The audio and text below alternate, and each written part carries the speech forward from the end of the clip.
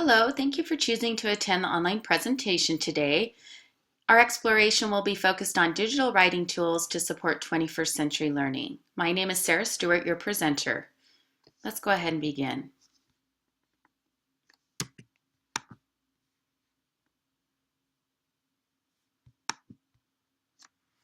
So to start, let's take a quick look at the Washoe County School District 21st Century Learning Competencies Framework. These competencies include essential skills of collaboration, knowledge construction, real-world problem solving and innovation, use of technology for learning, self-regulation, and skilled communication. The most important thing to remember is that these competencies are a key part of the instructional design process. So as you're planning your lessons, keeping this framework in mind can help you evaluate when and if your design could be altered or adapted to offer students more opportunity to develop these competencies. Each dimension includes various elements for consideration, and as you can see on the diagram, as you move up, this does represent more student-centered learning and greater opportunities for students to practice these 21st century skills. This framework is available for download at WCSD21.com. It's adapted from the Microsoft Innovative Learning Research, which is licensed under Creative Commons Attribution Licensing. So today, as we look at some various digital writing tools, we will mainly be focusing in on the two criteria on the screen highlighted, which are use of technology for learning and skilled communication. So we're going to take a closer look at these two dimensions and talk about how your lessons could be designed to support these elements. So the dimension use of technology for learning involves students using technology for learning when they complete all or part of an activity using technology. That is technology that they can control themselves. The important component is exactly that the technology is not being controlled by the teacher. It's the students that are in the driver's seat. Some of our digital writing tools that we're going to look at today definitely support this. They are student-centered. They allow students to author and publish what they're writing for authentic audiences. Next, as we look at the second criteria, as we move up, you see that technology must support students' knowledge construction. And so for this criteria, you would ask yourself, are my students constructing knowledge? Are they applying critical thinking that goes beyond simple knowledge reproduction? Are they generating ideas and understandings that are new to them? The third criteria is that the technology is required instead of just supporting. And then at the very top, our goal would be to give students the most opportunity to practice these 21st century learning skills. So the top of the framework, in order to actually reach that level, you have to make sure that every preceding level is also met. And here we see students are designers of a technology product. Many of the digital tools that we're going to explore and look at today could possibly help you meet all of these criteria. But again, they alone cannot make these elements happen. It's crucial that these are thought about and included into the instructional plan. Next, let's look at skilled communication, another dimension that is highly supported through digital writing tools. Skilled communication, the important part of this term is the word skilled. So it's beyond just students communicating. Skilled communication is defined as being extended and multimodal. And extended communication is something that represents a set of connected ideas. So it has to be more than a single or simple thought. The other element, multimodal, means that students are communicating using more than one modality. So for example, they might produce writing in written text form, but through the use of digital tools, they can also add audio voiceover or embed multimedia videos in digital images that help enhance their communication. That would be an example of multimodal.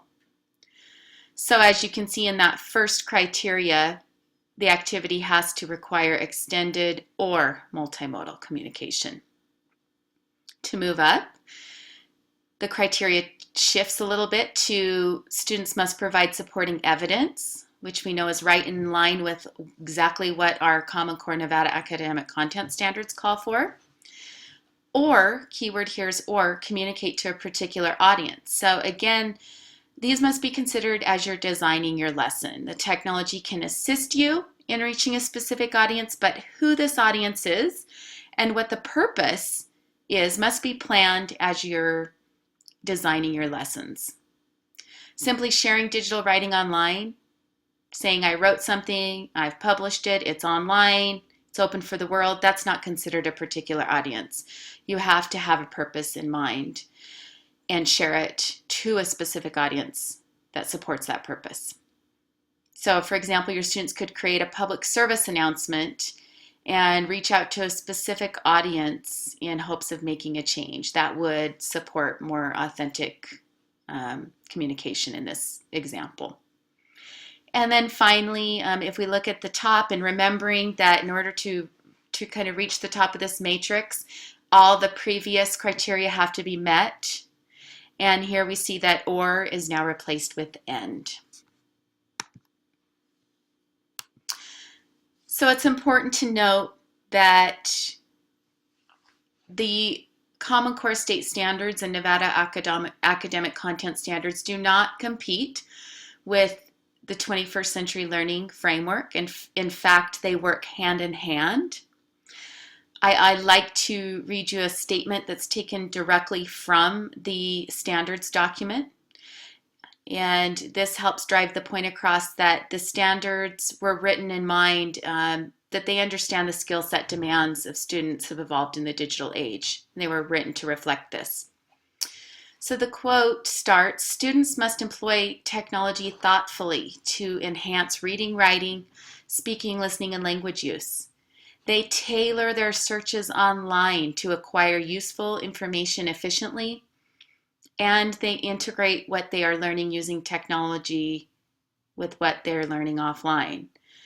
Students are familiar with the strengths and limitations of various technology tools and mediums and can select and use those best suited to their communication goals. So if you think about that statement, it's right in line with exactly what the 21st century learning dimensions require. I'll give you a moment here to read one particular anchor standard that is most definitely supported through the use of digital tools. As you can see here, it's not a choice to use technology. It is explicitly stated that students have to use technology to produce and publish and interact and collaborate. Some of the tools we're going to look at today will be right in line with this standard. The next one, go ahead and read.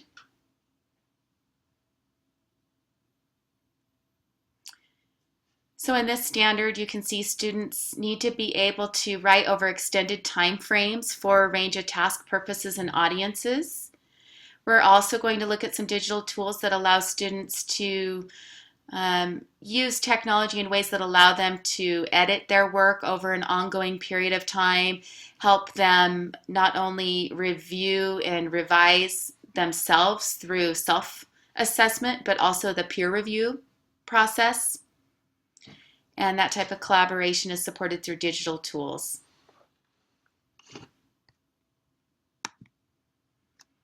So to start, we're going to look at some digital writing tools that are appropriate for young students, P3 generally, and then we'll kind of move up. And as I'm discussing different writing tools for different age groups, it doesn't mean that they are specifically for only that age group. I may be recommending them for a certain age group, but they definitely could be used and adapted for others as well.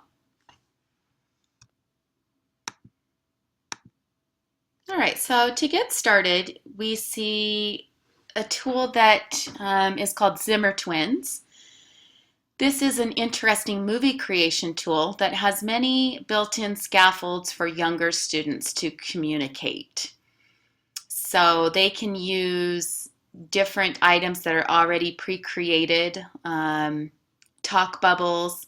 If they are at the stage where they can type and write words, they can add those into the talk bubbles. They can add and select from a variety of images that convey different emotions, verbs, and different transitions. And the students can decide where those go on a timeline and actually build their own movie. It's very easy to use, so students can simply just select the image that fits their communication goal, and with one click it can be added to their storyboard. You can see the storyboard down there at the bottom. And the program also provides them with written sentences, and the students can choose to replace specific sentences or parts of the sentences. So you can see the storyboard and the sentences on the screenshot. So just to give you a little bit of a better idea of what this tool can offer, those of you who teach younger students will want to check out the video link, zimmertwins.com/movie/how-to.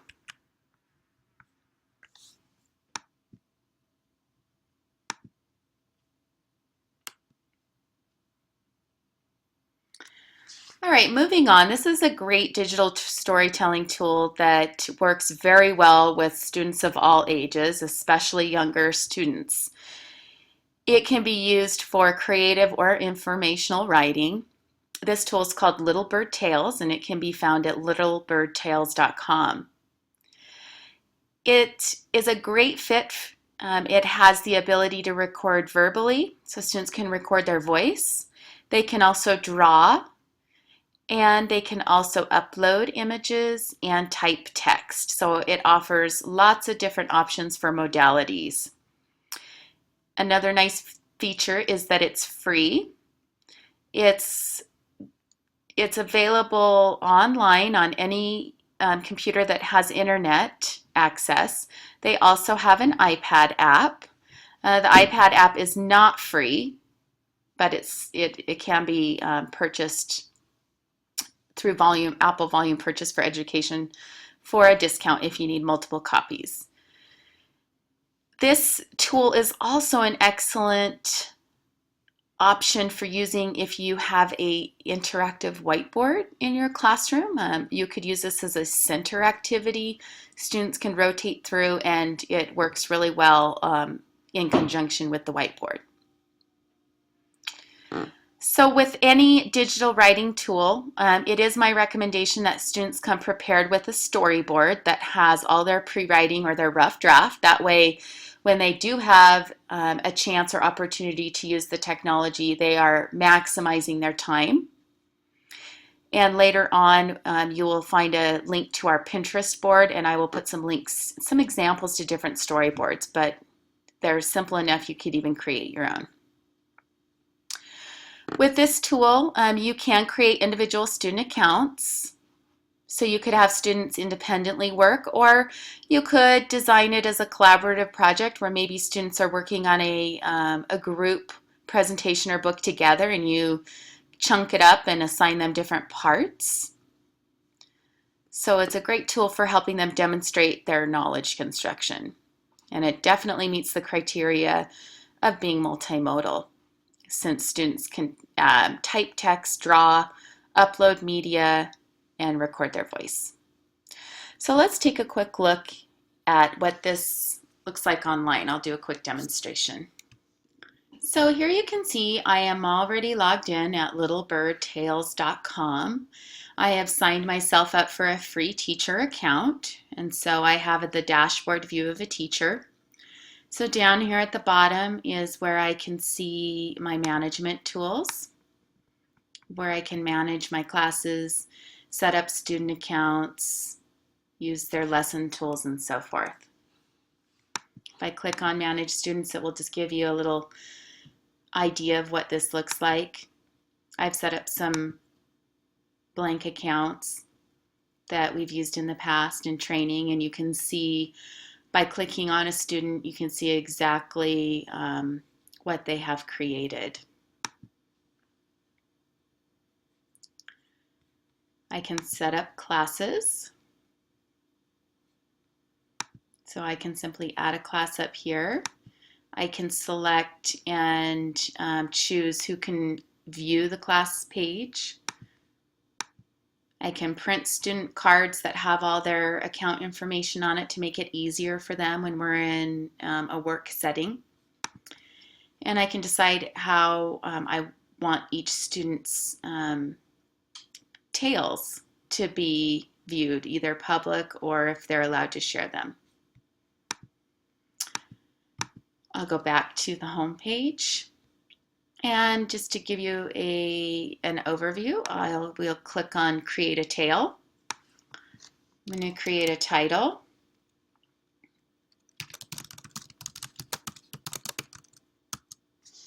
With students, I would generally, anytime they're producing digital writing, suggest that they only use their first name. You can see when I click on the art area, it opens up the whiteboard. This is the section I was referring to earlier where this would also work on your interactive whiteboard. I've got different tools over here. I could type some text right here if I wanted. I can use the paintbrush, lines. I can use the color palette over here to make things different colors. I can use shape tools, and I can adjust the width or color down here. This is also an area where I could click upload and upload an image if I already had one identified that and uploaded or saved that I wanted to use. So when the student is ready to go on, make sure they click Save.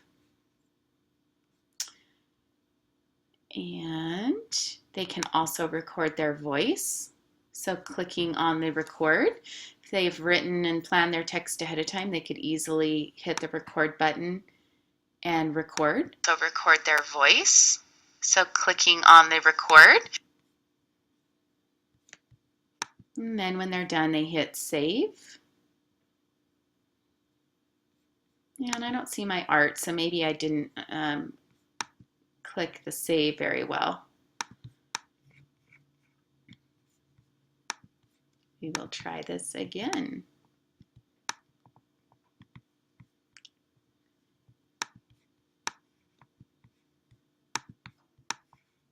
All right, save. I don't think I gave it time last time to save.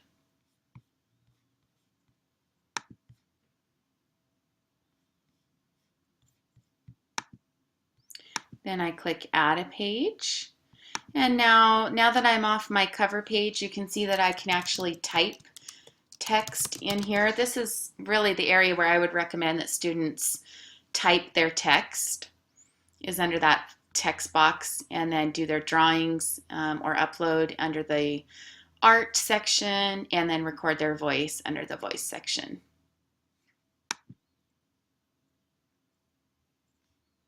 So as you can see, very simple and easy tool to use. At this time, I also have a link to a video that will give you an additional overview.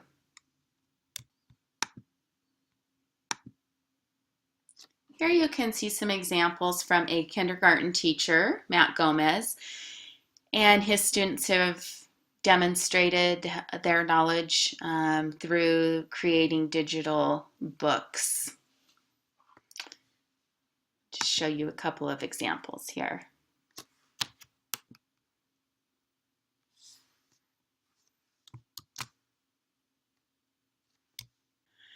Another strategy that is very effective and is a perfect fit for those anchor standards that we mentioned earlier is blogging.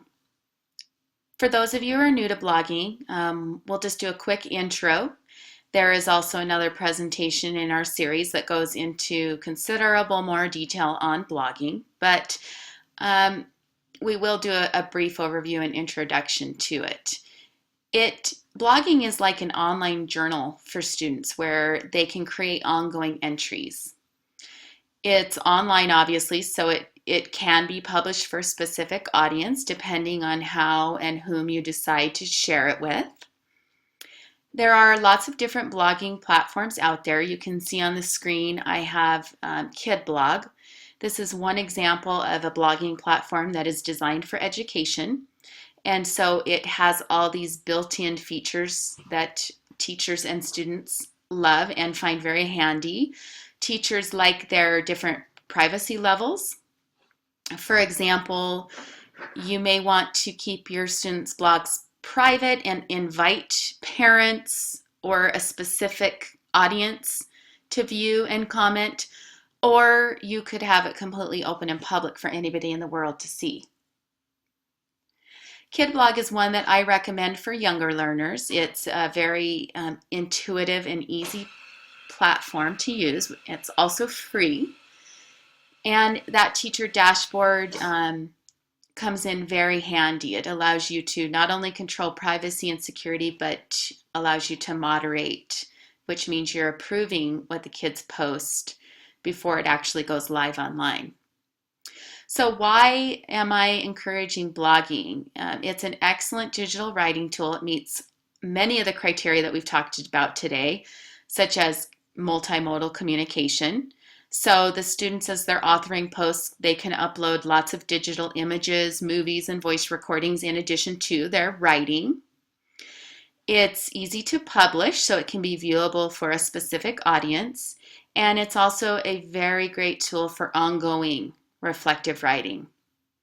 A lot of teachers build blogging into their class infrastructure. And what I mean by this is it's just built into the way they do things in class. Students are required to blog on a very regular, consistent basis. And by doing this, it really supports that ongoing writing for a variety of purposes and audiences. It's also a great strategy for pre-K through basically adulthood, lifelong. So let's look at some examples. I have some screenshots to give you an idea of the diversity here. We'll start with some younger examples. Here's an example from a first grade class in Reno, Nevada. Cheryl Dutch, she teaches first grade at Booth Elementary. And here you can see these first grade students have used their blogs to, in this instance, write about a little greenhouse that they created. So they're able to share the progress that they've made and their observations that they see in their little project here, science project. Again, these are first grade students, and so they did have limited writing abilities. And so one thing that I really like that she did is she used all of her GLAD posters around the room, and they were aligned to the theme of whatever the students were writing about at that point in time. And she gave them little small handheld whiteboards and allowed the kids to walk around the room with the whiteboards to help assist them with their pre-writing. And then they came back to their iPad, which was at their desk, and they composed their actual writing. Over time, with modeling and support, over time they became independent at being able to do what you see on the screen, which is add images. So again, even in first grade, they're able to easily add images. And this allowed them to produce and publish multimodal writing. And in this case, their authentic audience was each other and their parents. Mrs. Dutch built it in where the students were encouraged to look at each other, read each other's, and comment on each other. So it created a very nice literacy environment. Here's another example. Mrs. Whedon, she's a teacher in Canada, I believe, and this is a great example of how blogging helps students share with authentic audiences and break down those classroom walls. Here you can see her students have, on their class blog, have had over 23,000 views with visitors from all over the world, very heavy in North America and Australia, as you can see. I've also taken a couple screenshots from some of her individual students, and these are elementary students. I'm not exactly sure what grade, I think second or third. And you can see one student in particular here had 638 visitors, and on one post had 24 replies from all over the world. So really allows that motivation of why you are writing, and makes it much more purposeful.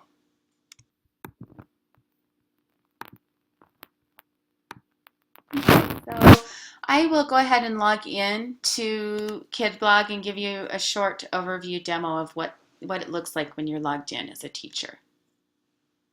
Okay, so I've set up a free teacher account on KidBlog. It makes it very easy to set up multiple blogs. So over the years, you can see I've created quite a few.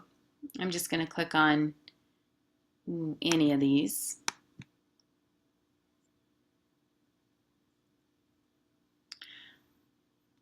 Okay, so here you can see I am taken to one of the blogs that I've set up. Under usernames, once your students have joined, this would be what their main page would look like where they log in.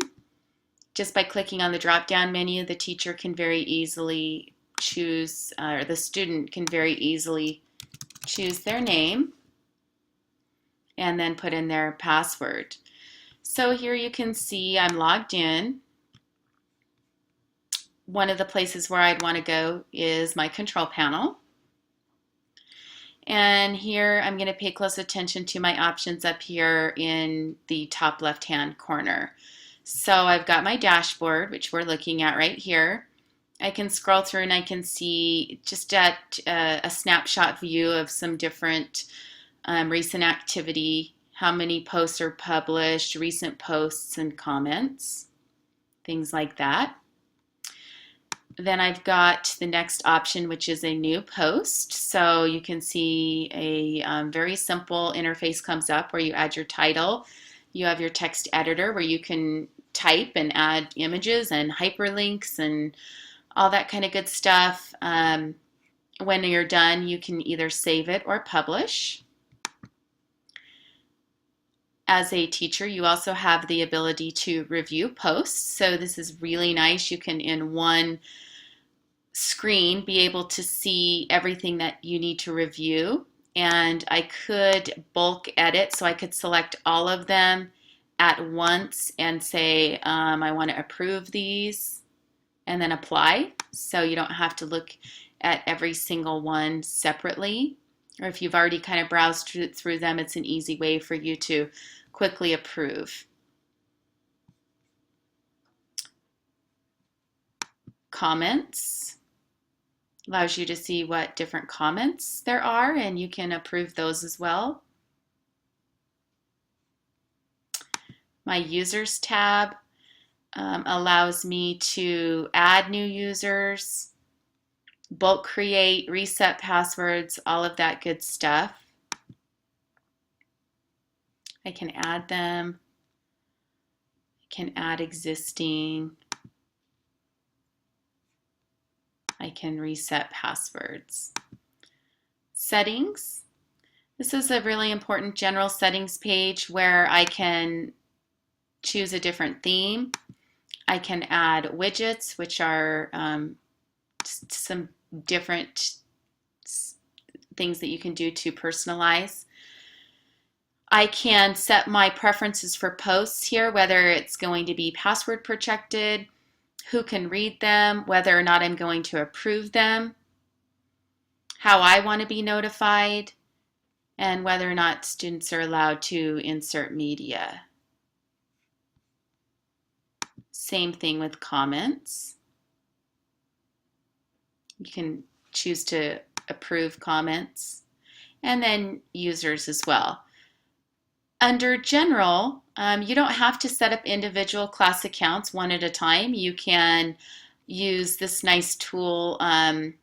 You can say show this for screen, have students go to KidBlog, enter that code, and then they can automatically be enrolled as a student under your blog. So as you can see, KidBlog definitely makes it very easy to integrate blogging into your curriculum.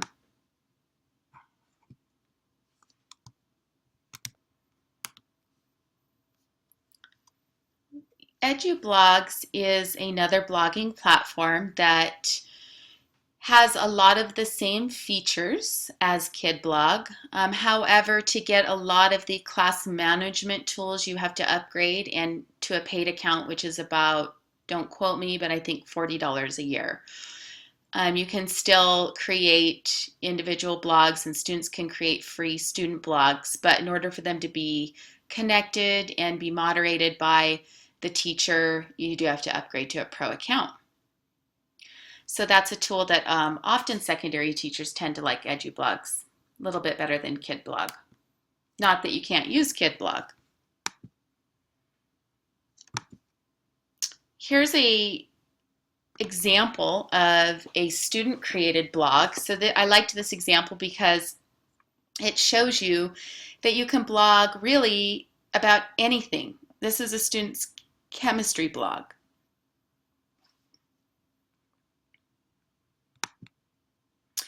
You could blog and create kind of an e-portfolio chronicling all of your work and progress and learning. And here's a student who's created one really for every single subject.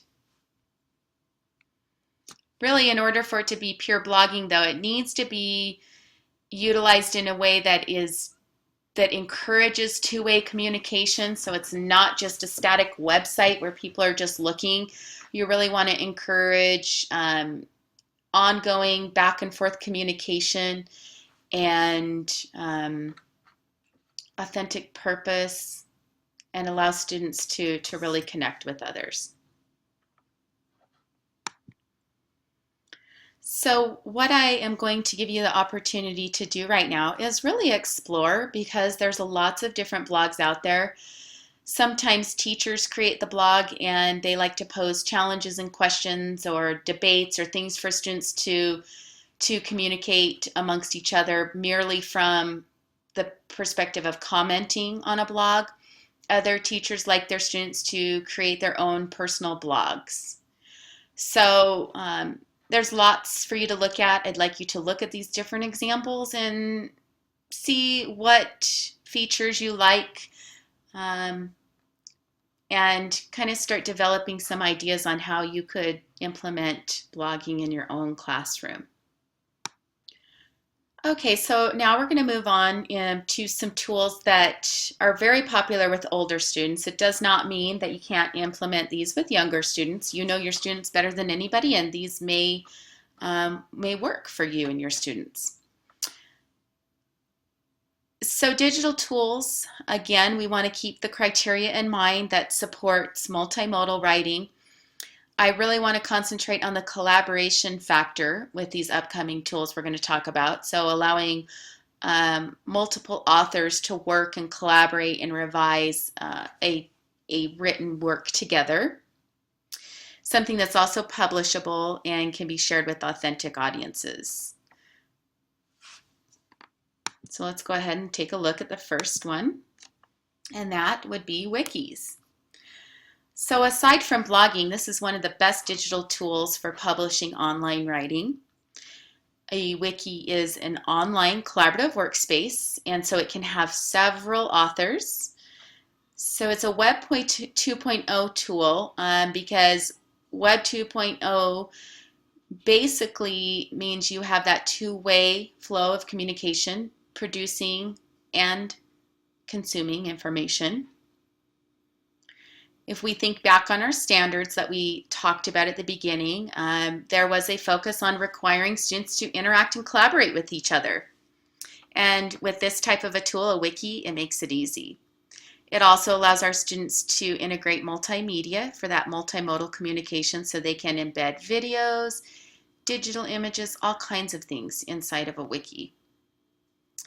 The two that I have up on the screen are two platforms that are designed for education, Wikispace's Classroom and PBWorks. And I've used them both. They both allow you to create free accounts, free student accounts. It's really going to come down to more of a preference of which interface you like, but they both accomplish the same thing. So let's go ahead and look at a couple examples. Okay, here's an example, as you can see, from 4 years ago. Seems like it was even longer than that, of a project that I did with my students in my biology class. And I created the main wiki page that had the directions. And then I basically split them into groups, so they were collaborating with people who were not in the same class as them. So they had to utilize the wiki to create a final product and share their knowledge. In the tool that I used for this particular wiki is PBWiki, and I was able to create different files. So you can see under, the tropical rainforest file over here on the right-hand side, I had several groups. Since there were 3 students in a group, I had lots of different pages. All of it lived on this wiki. So what you see here is a project where 3 students worked together on the final product. So they definitely were collaborating and communicating. They each had different parts. They were able to upload links to their Excel documents that showed different graphs that they made. They were able to find images online and post those. They were able to use outside tools. Here they used a tool called Inspiration to create a food web. They created a JPEG, brought that in as well. Here you can see a section that another student in this group did.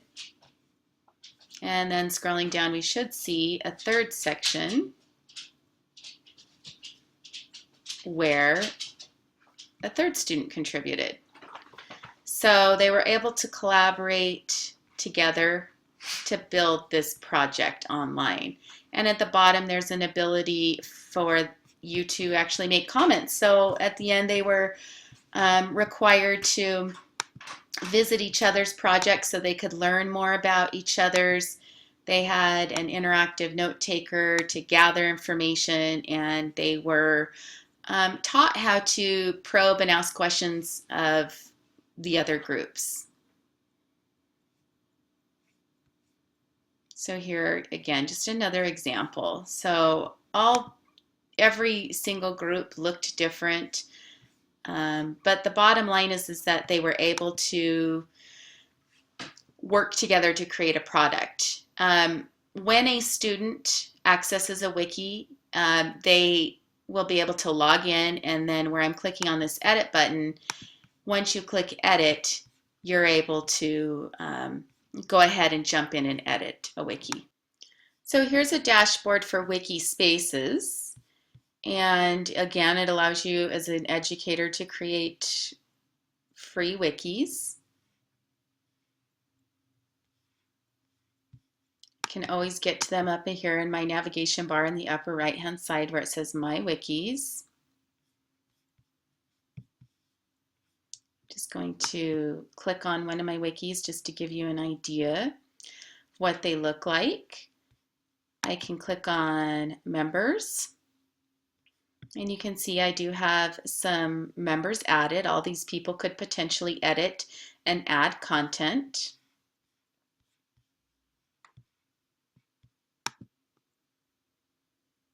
I can go to Settings where I can get even more information. I can go change the name. I can look at my permissions. So right now I have it set to private, but there are different levels of permissions.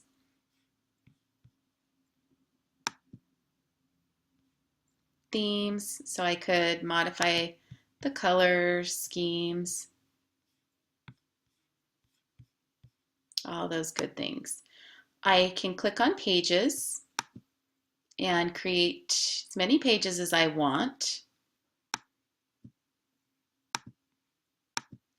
click on a page that I've already created and show you that because I'm logged in, I can click edit, and here I get a little text edit box. So I can add hyperlinks to websites. I can add images or files.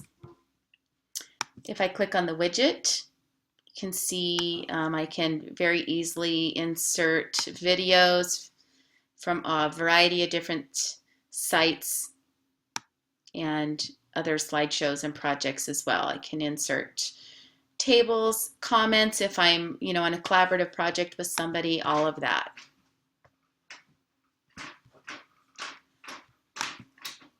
So it's a very simple task to accomplish. I can invite people. So it's a great way to not only have your students, but your colleagues as well. I could create a code.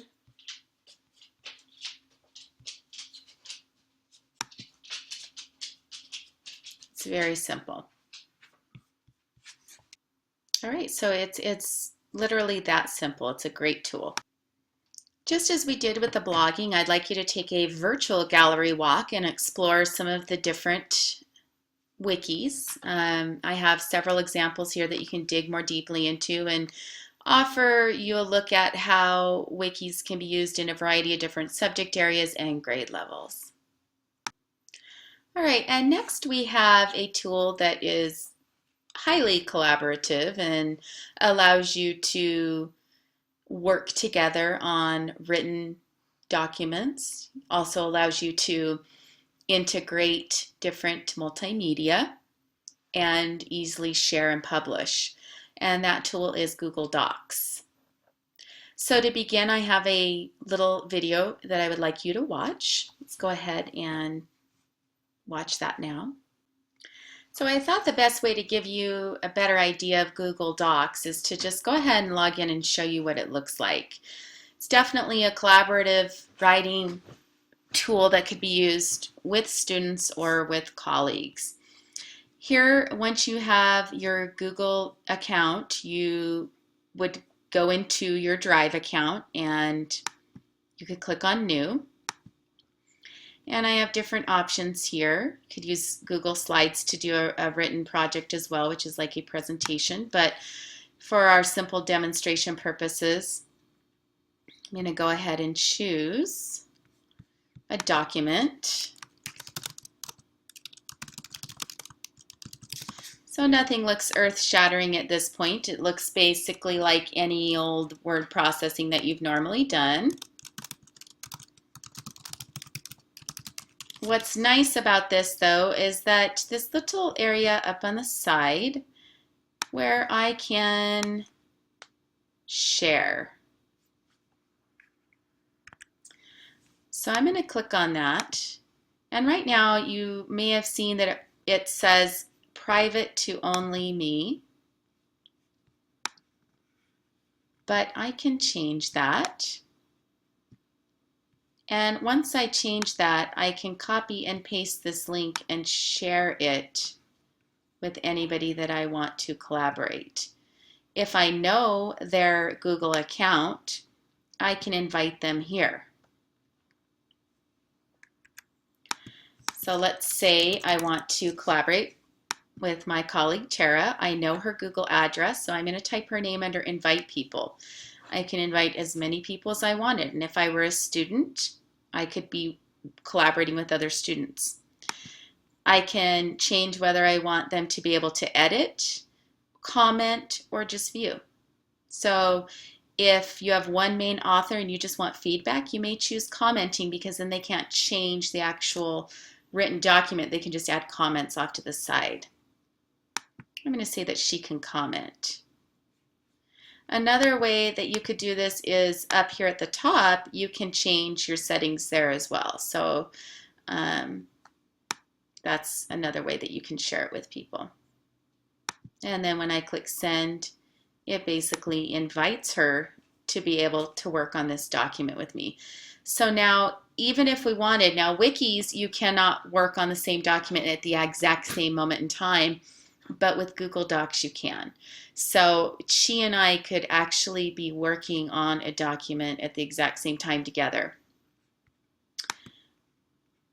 I can always go back and look at revision history, and it would show me in green what I wrote, and it would assign a different color to her. Let me see. So if you're interested in diving into Google Docs more, I will post some nice resources and guides on our Pinterest board. There is also some other presentations in our series that very much go into more detail on Google Docs than this presentation. So with that being said, please take a moment to visit the Pinterest board. Click on a couple of resources that are of interest to you.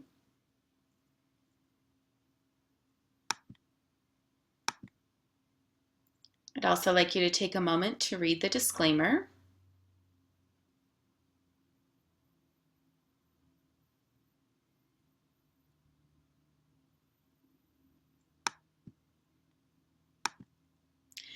And finally, I'd like to thank you for your time today. I hope that you were able to take away some different ideas to support digital writing, and specifically using the digital writing tools that we've looked at to support skilled communication and effective use of technology in your classroom. Thank you.